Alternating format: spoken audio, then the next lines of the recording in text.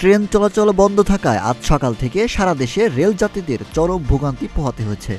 বাংলাদেশ রেলওয়ের রানিং স্টাফদের কর্মবিরতির কারণে মধ্যরাতের পর থেকেই রেল যোগাযোগ বন্ধ হয়ে যায়। এতে দুর্ভোগে পড়েন রেলপথে চলাচলকারী সাধারণ যাত্রীরা।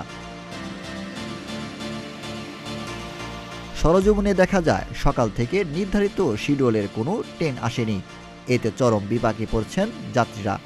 যাত্রা বাতিল করে টিকিটের মূল্য ফেরত নিতে স্টেশনের কাউন্টারগুলোতে ভিড় করছেন তারা।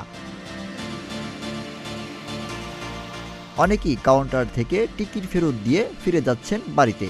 যারা অনলাইনে টিকিট কেটেছেন তারা রেলকর্মীদের সহযোগিতায় অ্যাপসের মাধ্যমে টিকিট রিফান্ড করে দিচ্ছেন। সকালে স্টেশনে এসে দেখেন ট্রেন নেই। কোনো উপায় না পেয়ে কাউন্টারে গিয়ে টিকিট ফেরত দিয়ে টাকা নিয়ে ফিরে যান যাত্রীরা। তবে যাত্রীদের অভিযোগ, রেলের বিকল্প হিসেবে বাস রাখা হলেও এই ব্যাপারে কোনো নির্দেশনা দেয়নি রেলওয়ে কর্তৃপক্ষ, যার কারণে অনেকেই বিষয়টি জানে না। এই বিষয়ে রেলের বিকল্প হিসেবে বিআরটিসি একটি বাস আনা হয়েছিল, কিন্তু যাত্রী না থাকায় বাসটি চলে যায়।